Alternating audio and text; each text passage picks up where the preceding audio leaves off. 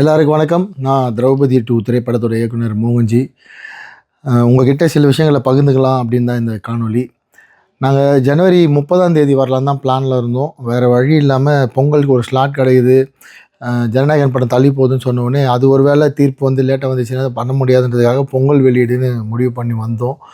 அங்கே கார்த்திக் சார் படம் வாவாத்தியார் வந்ததால் அங்கேயும் தேட்டர் பற்றாக்குறை ஏற்பட்டு நாங்கள் பண்ண பெரிய பெரிய ப்ரொமோஷன் பண்ணிட்டார் ப்ரொடியூசர். ஃபுல் பேப்பர் ஆடு கொடுத்து ஒரு 30 லட்ச ரூபா ப்ரொமோஷன் செலவு பண்ணிட்டாரு. அதனால் திரும்ப இமீடியட்டாக அந்த ப்ரொமோஷன் யூஸ் பண்ணுன்றதுக்காக 23 வந்தோம். 23 தலப்படம் கூட வரக்கூடாது, மங்காத்தா கூட வரக்கூடாதுன்னு ஒரு முடிவில் தான் 30ஆம் தேதி பிளான் பண்ணோம். விதி எங்களை கூப்பிட்டு வந்து ஜனவரி 23 கொண்டு வந்து விட்டுது.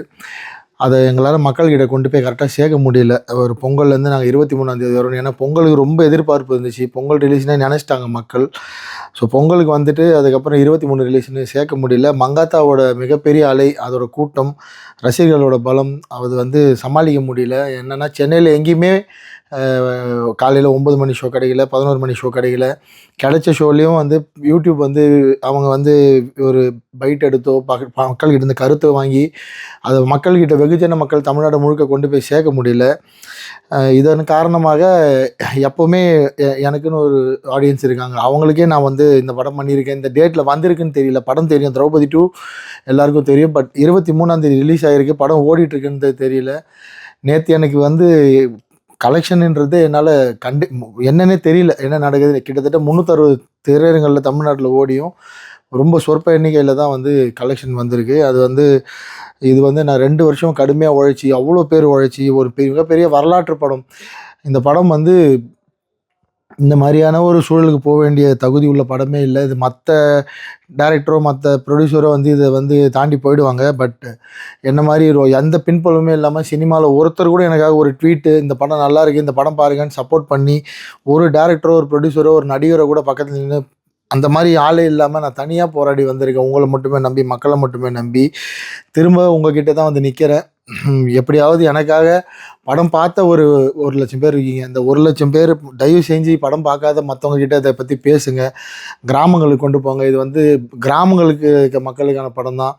மக்களுக்கு இப்படி ஒரு படம் வந்திருக்குன்னு தெரிஞ்சால் நிச்சயமாக வந்து பார்ப்பாங்க. அட்லீஸ்ட் திருவண்ணாமலை, செஞ்சி, விழுப்புரம், கள்ளக்குறிச்சி, உளுந்தூர்பேட்டை, கடலூர், சிதம்பரம், பாண்டிச்சேரி, அரியலூர், ஜெயங்கொண்டம் இங்கே இருக்கிற மக்களாவது இந்த சேலம், ஆத்தூர், தருமபுரி, கிருஷ்ணகிரி, ஓசூர், இது எல்லாமே வேலூர், ராமணிப்பேட்டை, இதெல்லாம் எப்போவுமே எனக்கு வந்து படம் ஓடுற ஏரியா. ரொம்ப கலெக்ஷன் அதிகமாக இருக்கும். சென்னை எப்போவுமே கொஞ்சம் டல்லாக தான் இருக்கும். ஆனால் இந்த ஏரியாலே இந்த படம் வெளியே வந்திருக்குன்னு மக்களுக்கு தெரியாதது என்னால் என்ன பண்ணுறதுன்னு தெரியல. அதனால் இதான் கடைசி வீடியோவாக இருக்கும். உங்களுக்கு இந்த படத்தை பற்றி மக்கள்கிட்ட கொண்டு போய் சேர்க்கணுன்னு ஆசை இருந்தால், எண்ணம் இருந்தால் தயவுசெய்து கொண்டு போய் சேருங்க. நிஜமாலே நாங்கள் வந்து மங்காத்தா திரைப்படம் எங்கள் படத்தை வந்து இப்படி வந்து ஒரு காணமாக்குன்றது நாங்கள் நினைக்கல. அது வந்து முக்கியமான திரையரங்களை கூட மற்ற இடத்துல மக்கள் பார்ப்பாங்க தான் நினச்சோம். இந்த 2வது நாள் இன்றைக்கி படம் வெளியாகி இன்றைக்கி பேசலைன்னா இதுக்கப்புறம் எப்போவுமே உங்கள் கூட இந்த மாதிரி என்னால் இதை பற்றி சொல்ல முடியாது. ஸோ இது மட்டும் இல்லாமல் இந்த நேரத்தை பயன்படுத்தி படத்தை பற்றி தவறான கருத்துக்கள், நான் வந்து ஒரு ஹீரோ கூட இந்த நம்ம படம் தைரியமாக வரேன்னு சொல்லி போட்டேன். அதுக்கு வந்து அவங்கெல்லாம் நெகட்டிவ் ரிவ்யூ கொடுக்குறதும், நான் திரௌபதி 1 எடுக்கிறப்ப அப்போ என் மேலே நிறைய நீ வந்து ஒரு சில சமூகங்களுக்கு எதிராக படம் எடுத்தேன்னு சொல்லி இப்போ அவங்களாம் எனக்கு எதிராக வந்து போய் பிரச்சாரம் பண்ணுறதும், படம் நல்லா இல்லைன்னு சொல்கிறதும், விடுதலை சிறுத்தை சேர்ந்த சங்க தமிழனும் தமிழா பாண்டியனும் யூடியூப் சேனலில் உட்காந்து நான் வந்து ஆர்எஸ்எஸ்க்காக 500 கோடி வாங்கிக்கிட்டு தான் இந்த படம் பண்ணேன், ஆர்எஸ்எஸ்க்கு பிரச்சாரம் பண்ணுறேன்னு சொல்கிறதும், அதுக்கப்புறம் போன வாட்டியே அமீர் அண்ணன் பகாசுரன் வரப்பவே இதே பிரச்சாரம் பண்ணுறது தான் என் மேலே குற்றச்சாட்டு வச்சார். அப்படிலாம் குற்றச்சாட்டு வச்சா நான் ஏன் இவ்வளோ கஷ்டப்பட்டு இவ்வளோ படத்தை எடுத்து வந்து மக்கள்கிட்ட இப்படி கெஞ்சின்னு இருக்க போகிறேன்? இது ஆர்எஸ்எஸ்க்கான படமாக இருந்தால், பிஜேபிக்கான படமாக இருந்தால் அவங்களாம் இதை போய் பார்த்துருப்பாங்க. அவங்களாம் பார்த்துருந்தா நான் ஏன் வந்து உங்ககிட்ட இந்த மாதிரி நிற்க போகிறேன்? இது நான் மக்களுக்கான படம், இது மறைக்கப்பட்ட வரலாறுக்கான படம், இது தமிழ் மண்ணோட வரலாறு.